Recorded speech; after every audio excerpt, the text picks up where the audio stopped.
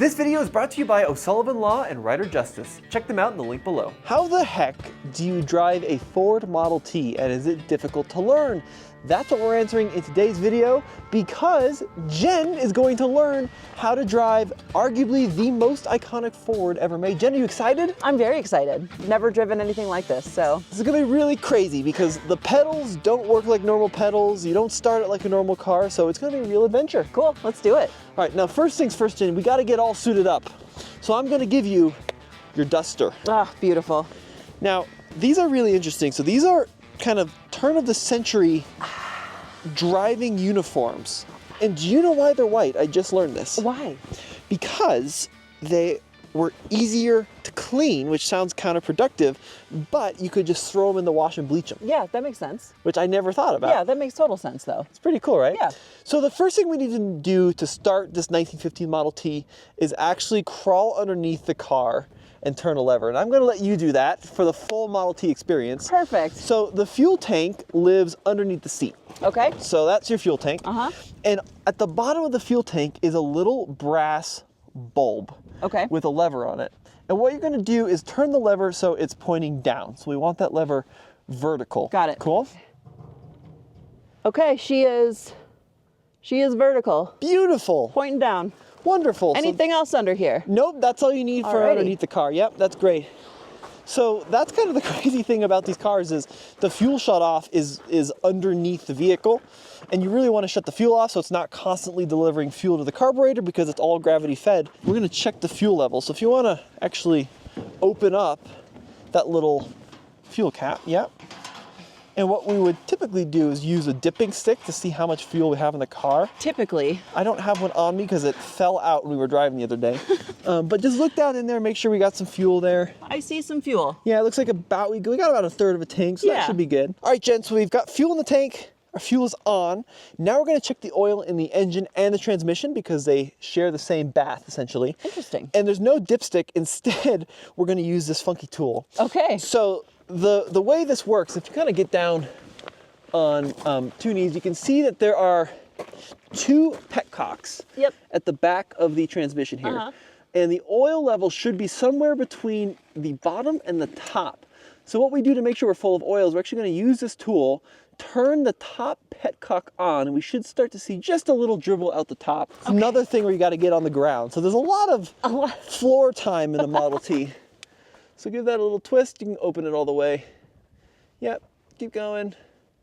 Okay, perfect. So we got that little dribble. You can seal it off now. All right, Jen, so if you want to open up that radiator cap, it's also on this car doubles as our temperature gauge. Oh. And it's got a funny name. I always forget. Case, what's the name of that thing? I don't know, but it's got real mercury in it. Oh, perfect. So don't drop it. That's good. You just lift it up. It should pop off. There you go. It is. So what we do is, ideally we'll have antifreeze, but this car leaks so much water at the radiator. We're just going to use water and put antifreeze in it once we get it fixed. So if you look down in this hole, there's actually a little pipe. Yes. And then you're going to start to see these rods, if you look down in there, that run the length of the radiator, and that's what cools it. And what we do is we fill the water up till it's just covering the top of the rods. Gotcha. But we also have to cover the overflow tube at the same time. You don't want to make it too easy. No, you don't want to make it too easy. So cover that with your finger and then pour the water in till you just start to see it at the top of those rods. Okay. I'll take that from you. Kind of a lot of stuff to do though. There is. It's not just a push start button. Get in and go. Get in and go. All right, so now we're ready to start the engine. Okay. Which is only about a 95-step process. Oh, good. So first thing we're gonna do is go ahead and pop that hood on the passenger side. So it's a split hood. Down here. Yep. Look at that accordion style. What a beaut. Beautiful. And here we see the basics of the engine. Now these cars are super simple. There's no oil pump, there's no water pump, there's no distributor.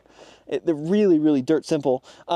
You can see that unfortunately we have really burned through one of our spark plug wires. Oh, yes we have. So one thing I've come to learn to check is just make sure that these little guys are tight on the top of the spark plugs. And then these go to our essentially ignition coils. There's 4 of them. So make sure those are tight, which they are. This is essentially our ignition key, although it's not really a key. Oh, you don't put that on a keychain. Not so much. But to the right is battery, so that's going to energize the coil off of the battery. To the left is magneto, which is the car essentially energizes itself off of a series of magnets on a flywheel, which is really cool. But to start the car, we're gonna have it on battery, but we're gonna make sure it's all off. Okay. So we don't break or damage any part of the car or hands while we get stuff primed. Yes. Then the next thing, which is the most important thing to do, is adjust the 2 levers on the steering wheel. So this lever is your spark advance. So we're gonna make sure that's all the way retarded. Because if this is down like this, as it would be when the car's running, and the car backfires when you go to start it, it can whip back and actually break your hand. Not fun. Or your wrist or your arm. Really bad. And then this is our throttle, we can crack that. And then this is our handbrake and also our neutral selector. So we're gonna make sure that's back. There's a lot of steps to this, Tommy. A lot of stuff to There's this. a lot of steps. Every time I do this step, I shock myself. Now, a lot of Model Ts have or had batteries. This Model T doesn't have a battery, and you can start it off magneto, which is kind of like starting a lawnmower. Mm-hmm. And that Okay. you have to pull it fast enough to get the motor to spin to generate a spark. That makes sense. Problem is, this engine is over 2 liters. So That's a lot. it's tough to really get it spinning fast enough. So we're gonna manually hook a battery up to the coil boxes. Whoop. And we're gonna hit the black up here. Of course, this is a full 6-volt system. And then when we're ready to start, we'll get the leads in the right position. And then all I do is I take the other end of this, stick it on the battery like this, stick it on the battery like this. All right, Jen, we're ready to start it. Oh, we're finally there. No. We have to prime the engine. Oh my goodness. So we're gonna choke the engine, spin it over a couple times, and then we can start it. Okay. The starting handle is spring loaded out, which is essentially it's spring loaded so that it's not in contact with the crank. Otherwise it would be spinning at 2,000 RPM when you drove around. Yeah. So to actually start it, you push it in like this so that it engages with the engine, and then you can spin it over. And it's not as heavy as it looks. But it's important that that's all the way engaged, otherwise you're going to be spinning It's nothing. just not doing anything. Cool. Okay. So here, I'll let you try it. So we're going to actually prime the carburetor. So I'm going to pull the choke lever and then have you spin it a couple times. Okay. Push this in. Yep, and our technique doesn't really matter now, but it will in a sec. Oops. So it's got to be all the way pushed in, yep. Yep. Perfect, and we'll give it one more choke. Nice, that's good. And then we know we got our full fuel bowl and we're ready to go. There's actually a little bit of gas dripping out of the carburetor, so that's perfect. So now we're finally ready to start the engine. So we're gonna push in on the choke lever, and then we're gonna go turn the switch to battery, and we can get it fired. Now this is really, really important so that we don't hurt ourselves. Yes. So the best way to do this is you'll take your left hand, okay? You'll push in with your right, then you don't curl your thumb around the handle. And I'll give you these gloves too so you get better grip. You always want your thumb outside of the handle. Okay. And that's because if it snaps back, you don't want it catching on your thumb. Kind of like breaking when your you're thumb. off-roading. You don't want Yeah, your... kind of. Yeah. So what I like to do, push in, get it engaged. I grab this fender with my right hand, and then you just lift with your back. Okay. Cool? And ideally, our car is probably not this well tuned, but ideally, we're not going to have to windmill it. So windmill is where you're like spinning Going it over round and around. a bunch of times. Okay. So we just want that handle there, this handle here, lift with your butt. Good, spin it solid over. crank. So here, I'll give you gloves. Thank you, sir. Yep. That is wild that there are so many steps to this. Yeah, there's a lot of steps to this. So now I can come over here and I can flick this to battery. There we go. So you hear that little like Yep. vibrating sound? So that's actually the coils buzzing away, sending power to the spark plugs. So the car's energized. We'll make sure one more time that our ignition is up. Up. Up. Okay. Are you ready? Yep. So get it on there, yeah. Nice. Hey! Jen, amazing. And then you come over here and you advance the spark so we can get it running better. And that's running on 3 cylinders, so we're gonna let it idle here for a sec. The 4th one will get going eventually. Nice. We First did it. try. Wow. Easier or harder than you thought? A lot harder. A lot harder, A lot right? harder than I thought. A lot harder. There's just so many steps. So I'm gonna hand it off to Case and he's going to show you how to drive the thing. Love it. This video is brought to you by our friend Scott O'Sullivan at O'Sullivan Law. He is a huge supporter of the channel and really likes the Model T series, which is great because it means we can keep doing them. Check out Scott O'Sullivan at O'Sullivan Law Firm in the link below. Thanks, Scott, for sponsoring this series. Here we go. Well, thank you, sir. Yeah. It's, it's not the greatest ingress and egress because your Ruxtol shifter, which we'll talk about, Yep. is kind of right in the way, and there's only the door on this side. I noticed that. One Yeah. in, one out. So basically, if we get somewhere and you need to get out, but I'm just hanging with the car because we don't want to shut the car off, Right, because that takes years. I got to get out so you can get out so I can get back in, and then when you go to get back in, So the name of the All game over with again. this is not really convenience, I would say. Then again, if you're fairly spry, if you're a spring chicken, if you will, you could probably vault yourself over that side. Yeah. But it's Just maybe backflip out of here. not recommended for the average Model T driver. No. That being said, I think we are probably under the median age I would hope so. of a Model T driver I today. would hope so, you know? So let's talk about the controls. Please. Because this is where it's a little weird. We've talked about this in some of our past videos, but unless you have watched one of those, you might not know. So there's 3 pedals on the ground. None of those are the throttle. Okay. So the way that this works is the all the way left pedal you can think of basically as your gear selector.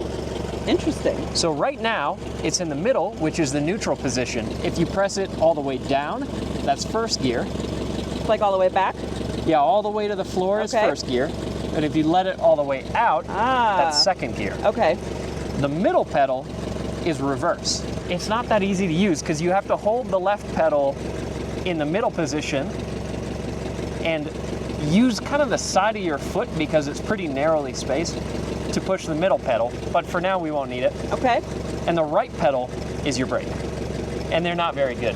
The other fun thing about the brake is that the brakes are not actually at the wheels because we don't have Rocky Mountain brakes on this.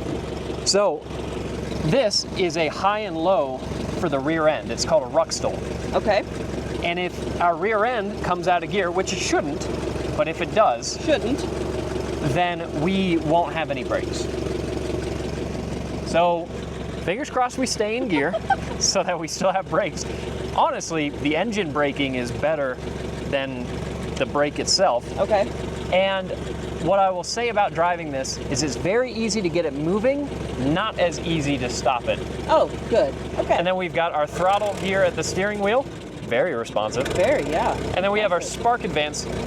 For the most part, like if we're really ripping, then we'll use a lot of the Spark Advance. For the most part, you can kind of leave the Spark Advance alone. Okay.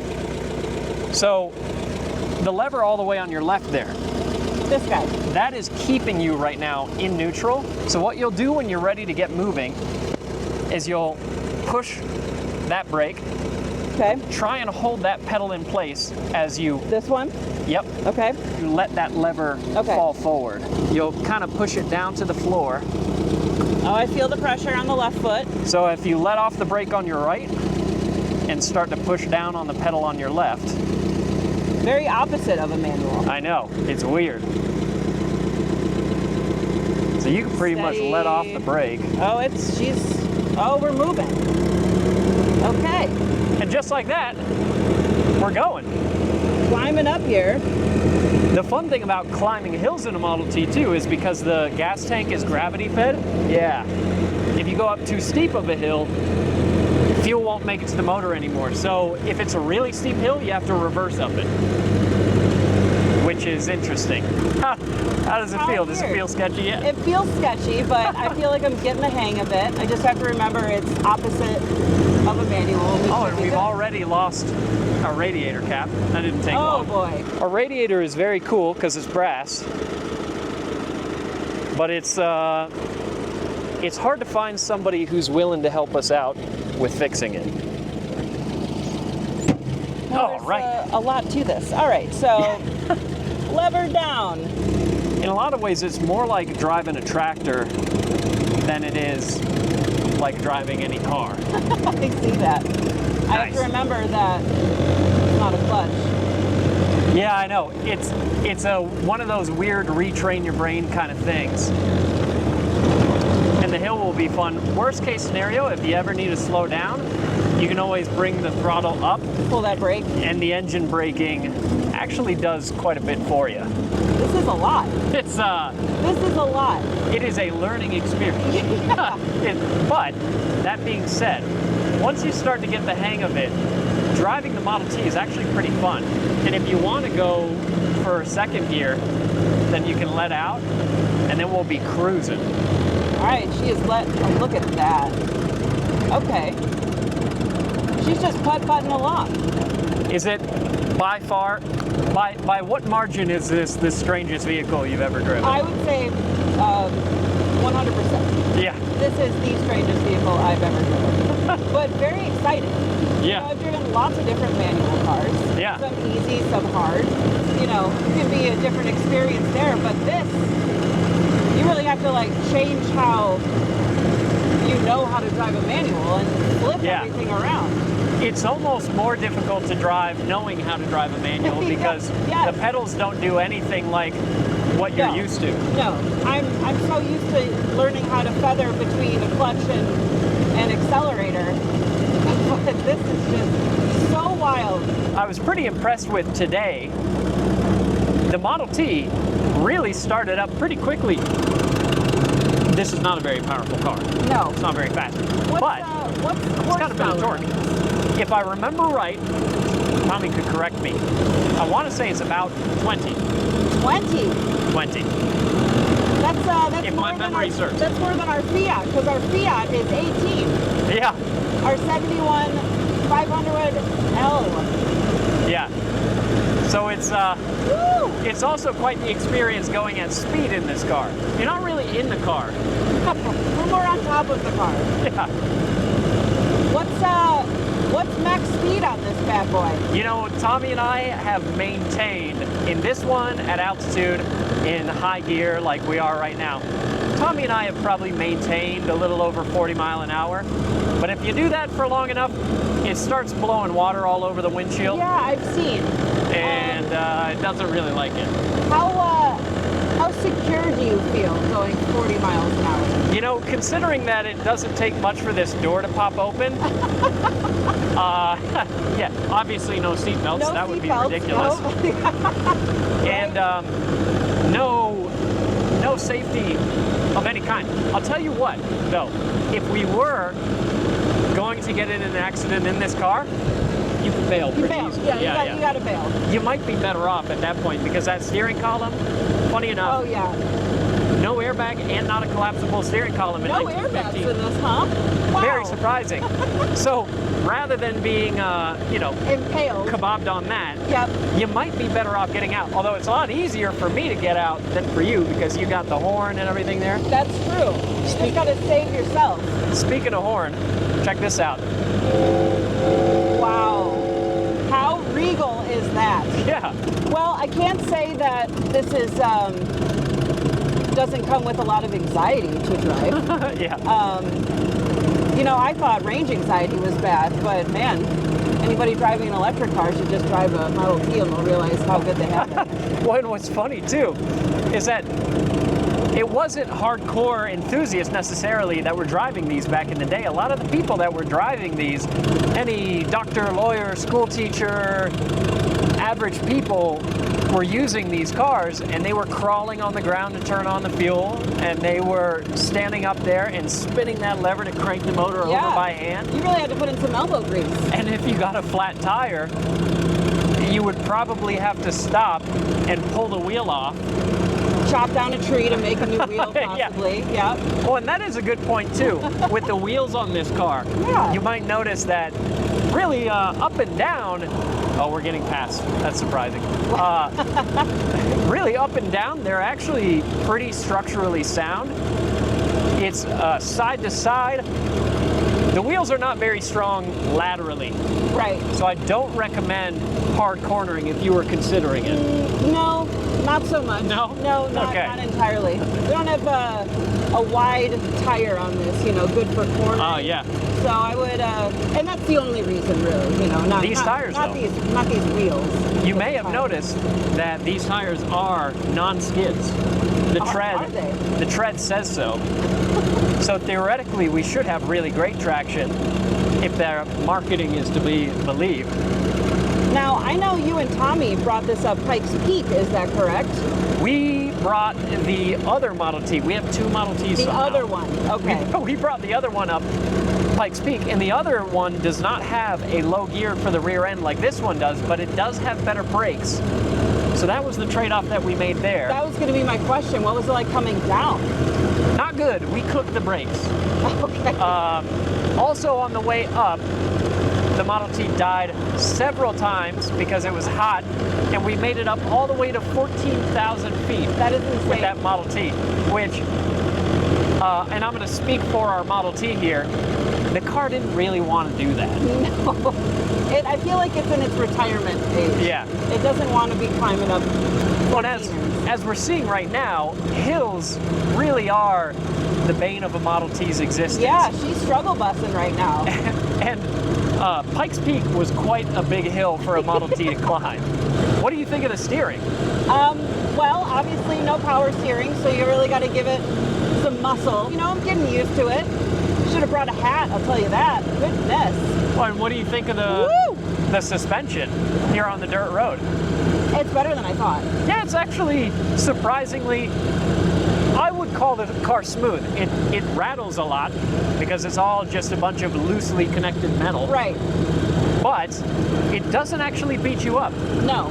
I mean, look at us. We're not getting jostled around or anything. I have to say, I drove an SLR McLaren, and this had a better ride than that. I almost want to say that. You heard it here first. That was the worst suspension I've ever felt. 1915 Model T, more refined suspension than an SLR McLaren. Better than the SLR. Can confirm. That is a glowing review Yeah, right. of the Model T.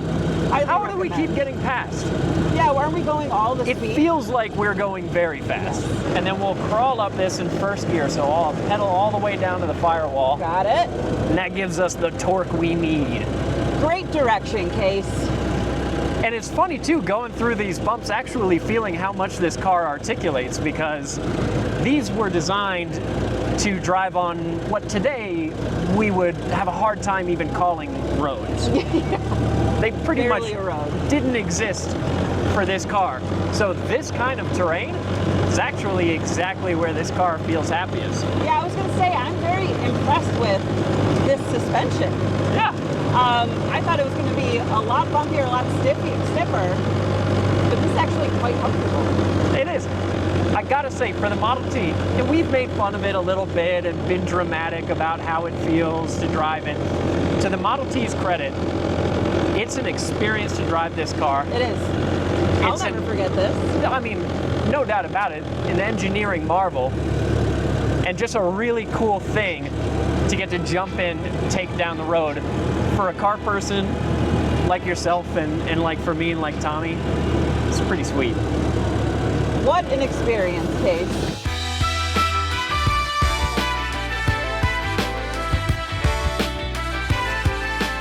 So that is a basic rundown on how you operate a Model T.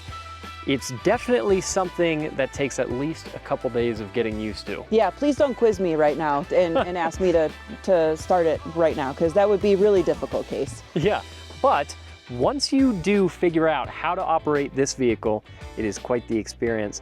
If ever anyone who's into cars, or even just mildly interested in history, has an opportunity to get behind a wheel of one and drive one, I highly recommend it. Absolutely. Because it's quite the experience.